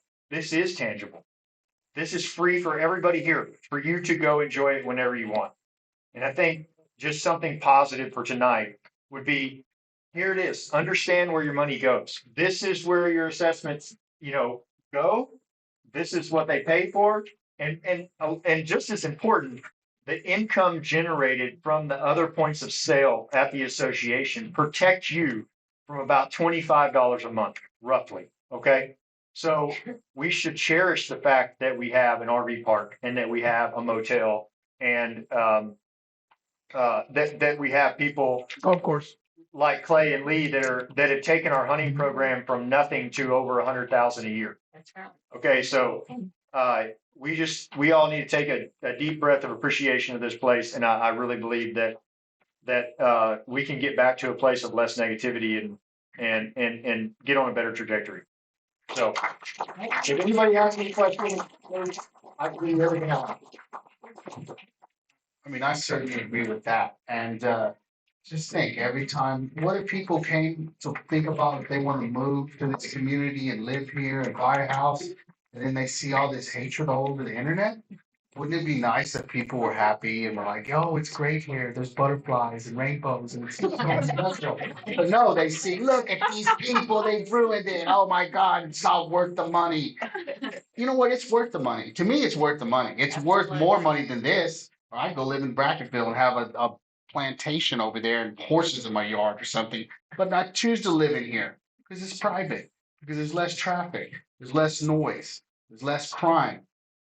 There's a lot of things that are better here than living in a normal city without a gate, and I love this place. No one's on this board because they don't love this place. Believe me, you'd have to be the worst masochist in the world to get on this board if you didn't love this place and fight to make this place better. We're not always going to agree. Probably more than half the time we don't, but everybody here loves this place. I know you people love this place, or you wouldn't be so angry or coming here to talk to us. Everybody needs to work together. So go team. Come on up, Yes, Stephanie. ma'am. This is one of the best bakers in town. Stephanie Oscar. Hi, y'all. I have a comment and a question. Yes. And a comment, I guess, maybe I'm not using the right English, but I want to say I'm sorry. Because I posted something and Yes. I did. But I started with, I love this place. I moved here kicking and screaming with my husband brought me here. Why? Because I'm from the beautiful town of Eagle Pass Road. Because I have like 3 McDonald's and a Panda Express, and I thought I was like behind my drink. Bring this up. Yeah, and all my family was there, but I would never leave here anymore. I love it here. I love my neighbors who are right behind me. I love all the friends I've made, the community, the church, all the friends, the bar. I love it here. I would never move here. My only thing is, I felt so bad for being the second person to comment with like 30 likes on the thing, and I said, that's not what I meant to do. I wanted to say how much I love this place and how I think the assessments at the time, I was like, my blood was boiling. I was like, well, here comes my 7th teacher of the month. I was really upset. But I needed to understand that sometimes the assessments, special or cranky assessments, they're needed. I like that crazy. But my thing is, I'm concerned with when you post them, we all direct our anger at you. I know. And if it's a board issue, like you said, it's not a GM issue, it was a board decision. Can we have maybe a board person or somebody from the board to post that? So we're not angry at you. And when it comes to you reevaluating if you want to be Are here, you you're talking like, about the assessment when she posted it? yes. Well, the Y'all board, the like board, me, I've heard it. yeah, well, she runs the Facebook page and that's to make an announcement regarding, it could be that, it could be about what's happening at the adult center. She advertised a ton about the pickleball. Right. I mean, they're just different things and I've been here long enough to know that everyone reacts differently and it's unfortunate because when that came out specifically, people were making very unfortunate. We have members going on lot owners and saying that special assessment is illegal. Don't pay it. Well, it would have been a lot easier for that person to call. They could call their favorite director. They could have called here. It takes just a phone call, or a direct email to get a clarification. Right. And my thing is, if she's the one posting it, it's gonna get everybody, and whoever doesn't really come to the meetings, everybody my age who doesn't come to the meetings, they think she's the one doing all the chaotic Well, yeah. things. And Can we get maybe somebody else besides you to post? Here's what I can do. I can put it first from the board. I'm just posting this. Right? Please direct your anger to the board. And you can call Aaron and Draw a pin. Smile. you have my number. You don't have to send me. Don't dox us like some people and post our numbers everywhere. Unit 3. No, and that's what I knew through the grapevine, the neighbors, the other ladies my age, people from our neighborhood, our area. Everybody was like, the GM, the GM, the GM. And I'm like, no, it's not the GM. Grade all the 50-something. It is a board issue. Maybe do a general email and CC all the board so we don't mistakenly think it's you. And then when it comes to you reevaluating if you want to work here, like everybody hates me, why am I here? When it's an error that people point the finger at you. Because you're trying, girl, you're trying. And sometimes I know this place could be a little bit feisty sometimes. A little bit feisty sometimes. It's coming in hot. But I know you love this place and I we do. love you for trying your darndest because we're not the easiest. We're It's not the okay. easiest. You know, I'm still We've here. gotten better. And I will say this, I have, and I could get a little emotional. I have a lot of people here. So I will get a little emotional. I have a lot of people here that support me. And thank you for coming tonight. I love you all, truly, I really do. And I'm so happy with the help that I get. But it is sometimes very hard when people are saying she's no good and I did have one comment that was said right to my face that you're no better than that stump over there. Oh. I But heard that. Drop the name. he was standing right there when it was said. But you know what? I'm still here. And we thank you for it. 'Cause like I said, we're not the easiest. I'm not a quitter. But I will tell you sometimes it's hard. But everybody here loves sport for some reason, right? Right? You're here, right? You all are here. Everybody's here. You're smiling. Look at you. Look at that We smile. have more questions. Oh, we have more I have questions. one more question. Okay. Yes, ma'am. And it's about the security, because we have mentioned that we have security. That's my concern. I've had 2 different people. This one specific person shows up to my door unannounced. Okay. Headlights at my door, unannounced. I've begged, I've cried, I told the lady the personal story behind why they need to tell me when this person comes. Their response, and I cried in my kitchen when they said, "What do you want me to do, chase him?" And this person shows up for the 2 years that I've been in this house, the 3 years that I've been here, officially in the court. For 3 years, they've not given him a paper to put on his window. For 3 years, they have not called me to say that he's visiting me. The last time when he showed up, I was home alone with my baby. And I don't want to get super personal, but this is messed up, y'all. They didn't tell me again. I called and I asked him, "Why didn't you call me? Why didn't you give me a heads up?" She said, and it's always a she, because that's usually what we have working during those hours. She said, "Well, I asked him, is she expecting you?" And he said, "Yes." Ma'am, I live in a gated community for a reason. Right? And it is so scary being a little 5-foot tall woman with a tiny baby in chemo who I have to hide in my house or call somebody, call security, which I have, to come and drive around when this person comes to the house. And I mentioned this before, and the advisors, hotel security, tail security. They give me the dumbest responses. Okay. I will What address can we that. do? I will address that. That's what we'll do. And Next then time he shows. I up, will give shoot. everybody my cell phone. Not your problem. If you ever get a response like that again, take this number down, 830-703-6351, and you call me. Yeah, that one time when And I called you crying, because it gets crazy here. Yeah. But I wish the security would be more of a security. Yes, I am. Oh, that's you. I love you. Thank you. I've also found it effective to trespass warn someone with the sheriff and then have them arrested if they come into your driveway again. No. They showed up at my house. Proof Huh? of the fort, and they've asked for proof from the fort. They're like, well, do you have when he came in? And I asked the fort, what time did he come through? I don't know. They do know, but I'll talk to you more on that, so I can get some more information. Okay. Last time I found. Yes, ma'am. I love this place and I know a lot of people know, that's why I get so passionate about it. And I think you're doing amazing things. I think, but I'm still concerned because what is our accounts receivable agent? We don't know, but it's probably $800,000.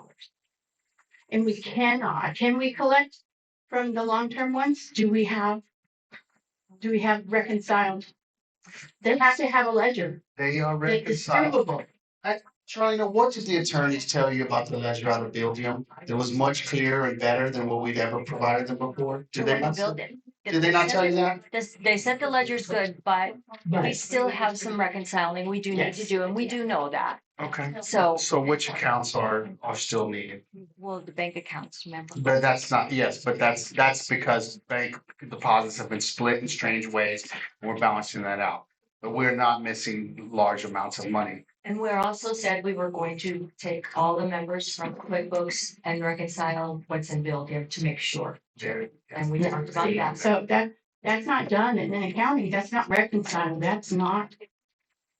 You can't verify that. If we are trying to go after somebody and you can't prove it and you show them all these different pieces, but you can't put that trail all together, they're gonna say, you can't prove it, we can't collect it. And you are spending all this time just to get one. I know because I helped you, just to get one person's ledger correct to send to the attorney when we had 75. We need the accounts receivable.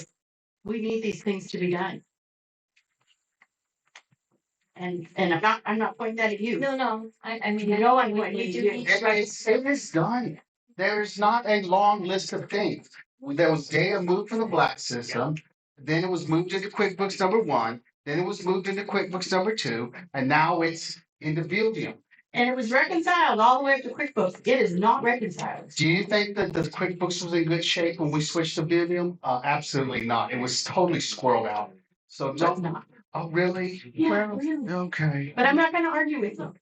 Well, you're But we trying. are at a tipping point, we're looking, you're asking us for money and you cannot prove where all the restricted funds. Where's the P and L? 7 months, no P and L, none. Do we have P&L for tomorrow? And if we do have one, how do we know it's correct? I believe we have How long a is that? budget to show tomorrow, but I'm not sure if we've got, to be able to go side by side yet. We're on top of it. We're almost there. Are we not? Oh, much closer than we've ever been. We almost done? Come on up, Okay, Chris. then. So, hey, folks, I'm in no hurry, so if you got a question, come on down. Go ahead, Chris. I had a comment. And that is, and this is just one example from the last meeting. I would ask that the board takes consideration in the order of how they address things. The special assessment was the last item in a, 3.5, 4 hour meeting is what it turned out to be. And there was a lot of other people that had wanted to address the board, that's fine. But I would ask that, I don't know who does that, I think as the board president, you kind of set the agenda. Can we use some common sense to say, okay, if we're gonna talk about charging the members money and we're going to do a special assessment, maybe we talk about that first and not last. Okay, now somebody's always gonna have some special, well, I think mine should be first, but I would like to ask the board as a group and and you as the board president to give some direct thought to the agenda. And I realize this last one's already been put out, so. Yeah. But at meetings going forward, if we could use a little more common sense to say, let's put the topics we know people are gonna be really upset about up front. I also know that you can't always tell what people are gonna be upset about. But I do think that putting the assessment dead last was probably not the best way to handle that. So that's just my We'll do better. suggestion and opinion. Thank you. Thank you very much.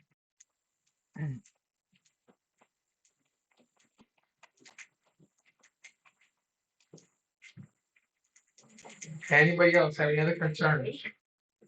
Do you have any good positive things, Rocky? I'm sorry? Do you have any good positive things to say? Yes.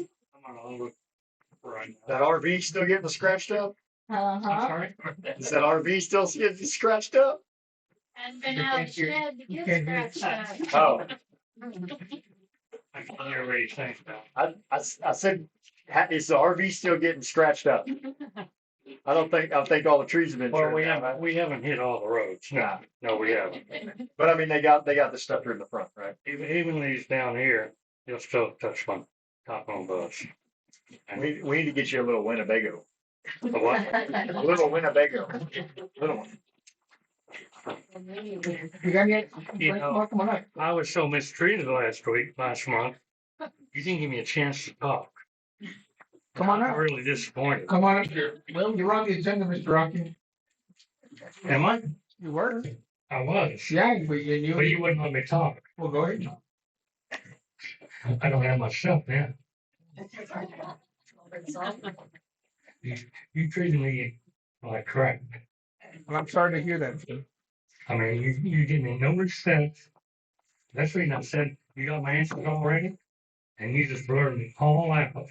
Instead of listen to what I say, you had no respect for any of these people either.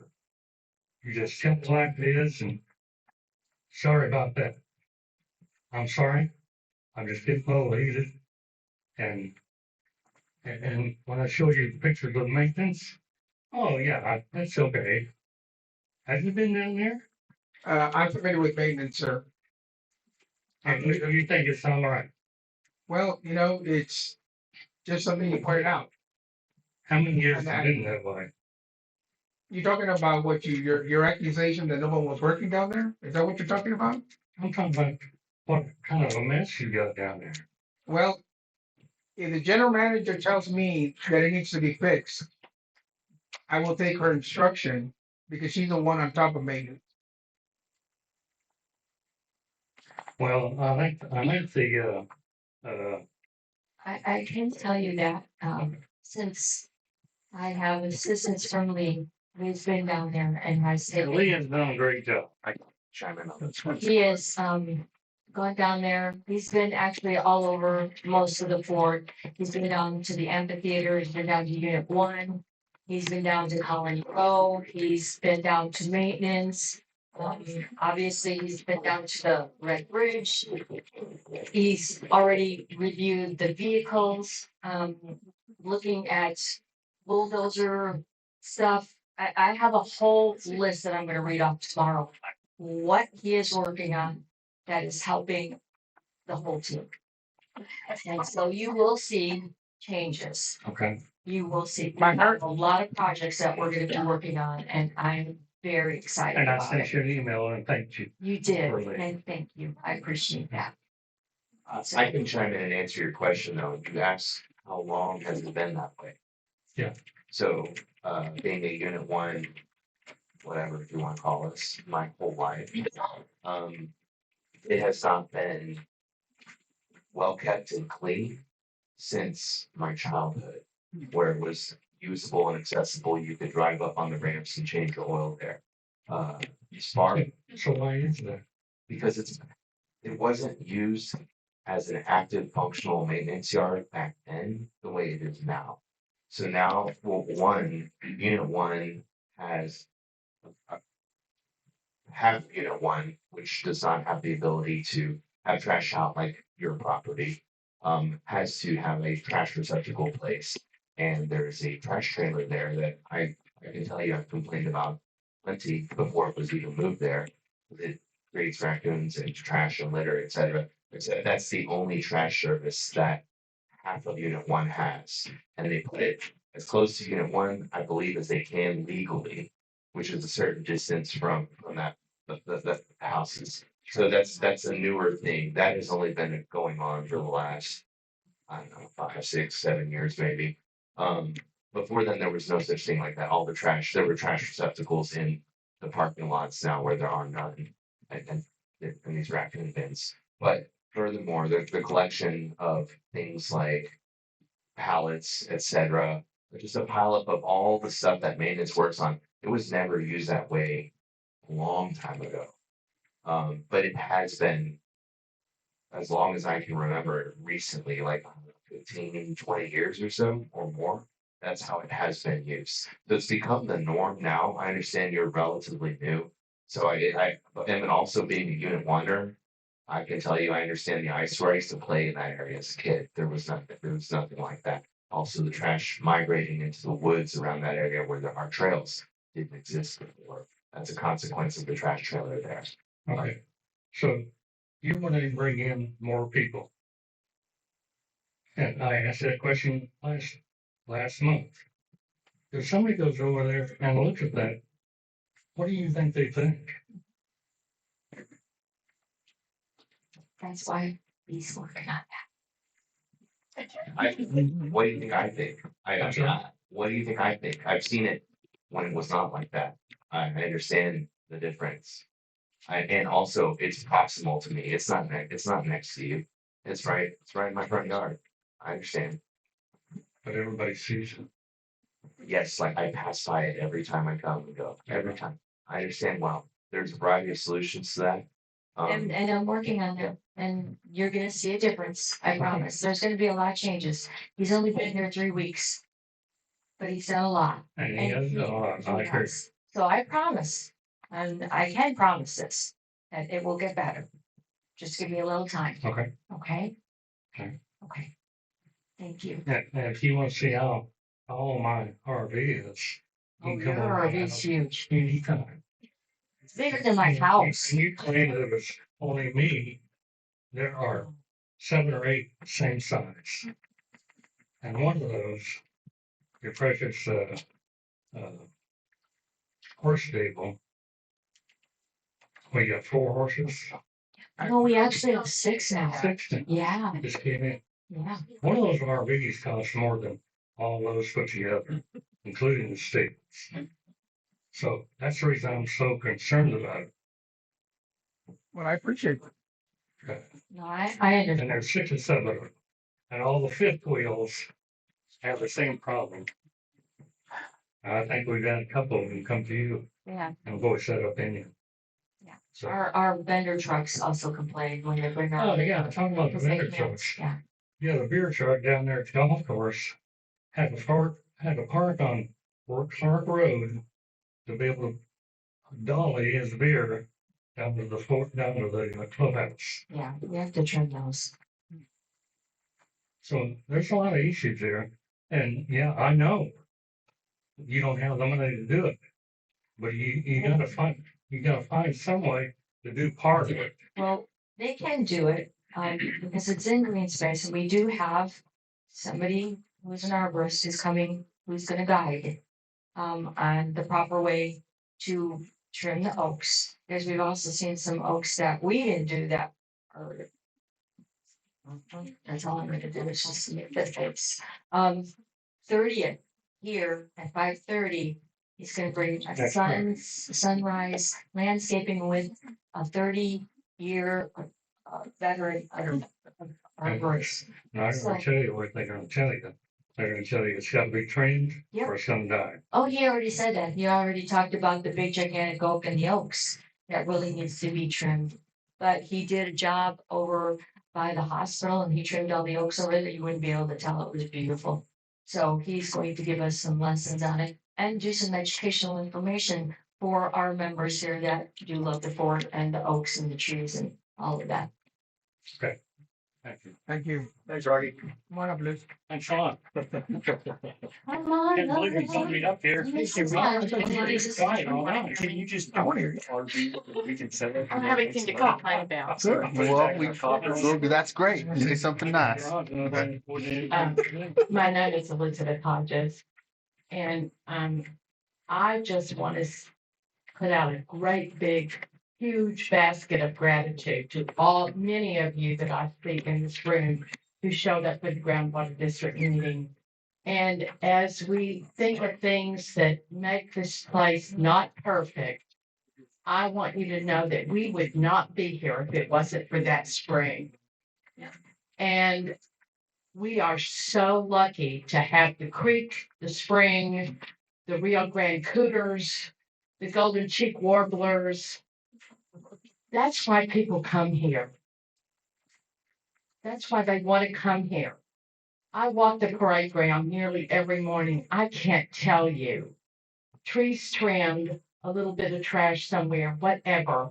I've never been so lucky to live in a place like this, and I appreciate every single person and this board for standing up for our groundwater. It is absolutely the number one issue, and everyone in here has just been phenomenal to get on board together. It was a come together thing.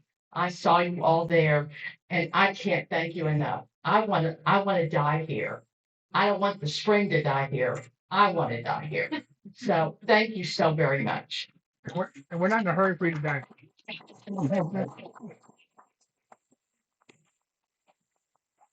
Anything else, ladies and gentlemen? Any other concerns? We do have a meeting tomorrow. Come on up. I just want to make comment, Lundy's gone, but it is illegal in the state of Texas to chain your dog. So the sheriff office needs to address it, correct? It's illegal. Yeah. It's illegal. Yeah.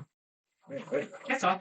Ladies and gentlemen, tomorrow we're having a regular board meeting. We're gonna get probably a little more detailed information regarding our bank accounts. We had a quick preview tonight. The meetings are recorded, so you can watch them at the comfort of your home as well. If y'all have any questions for us individually, we're here. If you don't want to ask it in public, we'll be here for a few minutes and come on down and ask. And we really appreciate your all's participation tonight. And we're still desperate for volunteers. So if you got some energy and want to, or 4 Clark Days donation, bowl's still empty here. Come on down. Thank you very much. Tomorrow meeting's at 9 o'clock. Appreciate it.